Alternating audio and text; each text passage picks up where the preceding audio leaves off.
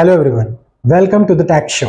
I am C Rahul Tiwari और आज हम डिस्कस करने वाले हैं रिगार्डिंग अ मिसकंसेप्शन जो अक्सर चर्चाओं में रहती है। दैट इज कि rich people pay no taxes और a lower taxes and we the middle class people end up paying a higher taxes. Generally हम नॉर्मल सैलरी टैक्स पेयर्स अपने इनकम का 30% अमाउंट टैक्स में पे कर देते हैं। However, रिच लोग कंपैरेटिवली बहुत ही कम टैक्स पे करते हैं। आई एम श्योर आप भी जानना चाहेंगे कि ये कैसे पॉसिबल है, ये कैसे होता है। ये समझने के लिए पहले हमें ये समझना होगा कि इनकी वेल्थ जनरेशन आखिर हो कैसे रही है। In general majority of population in India अपनी इनकम रिसीव करती है in the form of salaries, whereas जो रिच लोग हैं वो अपनी इनकम को डिराइव करते हैं in the form of shares, stocks या बिजनेस प्रॉफिट्स या तो फिर रियल एस्टेट। यानी कि वो अपने सर्विसेज के अगेंस्ट में सैलरी नहीं लेते या बहुत ही कम अमाउंट में लेते हैं। इंस्टेड वो रियल एस्टेट प्रॉपर्टीज या फिर शेयर्स और स्टॉक्स में ज्यादा इंटरेस्ट शो करते हैं। इन असेट्स की वैल्यू एप्रिशिएट होती है over the period of time. हम जिस साल में सैलरी अर्न करते हैं हमें उसी साल में टैक्स देना पड़ता है।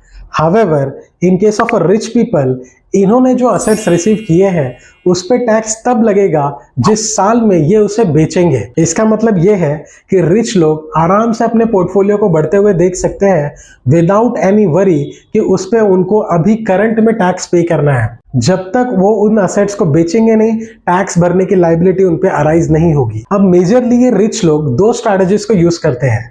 फर्स्टली वो अपने पोर्टफोलियो को होल्ड करके रखते हैं till the end of their life, because अगर उन्होंने बीच में बेचा तो उस पर टैक्स एप्लीकेबल हो जाएगा। एंड एट द एंड वो उसे ट्रांसफर कर देते हैं अपने लीगल हायर्स को, क्योंकि ये इनहेरिटेंस का ट्रांसफर है। इसके लिए as per income tax act उस पर टैक्स एप्लीकेबल नहीं है।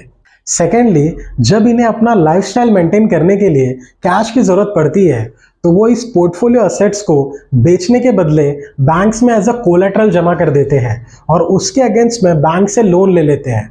अब क्योंकि ये असेट्स जो है एप्रिशिएटिंग असेट्स है तो उन्हें ये लोन बहुत ही लोअर रेट ऑफ इंटरेस्ट पे अवेलेबल हो जाता है। ऐसा ही कुछ काम करते हैं हमारे एलॉन मस्क जैसे बिलियनर्स। अब मान लेते हैं कि चीजें उनके स्ट्रैटेजी के अगेंस्ट भी चली गई या सिचुएशन सेम नहीं रहे और उन्हें अपने असेट्स को बेचना भी पड़ा, स्टिल वो नॉर्मल मिडिल टैक्स पेयर से कम टैक्स भरेंगे, बिकॉज जो असेट्स वो बेच रहे हैं इन पे कैपिटल गेन का टैक्स लगेगा।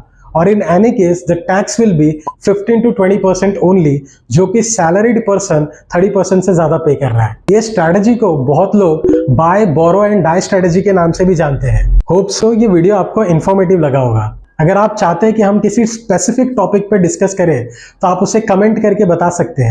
ऐसे ही और जानकारी के लिए हमारे साथ कनेक्टेड रहिए। Thank you.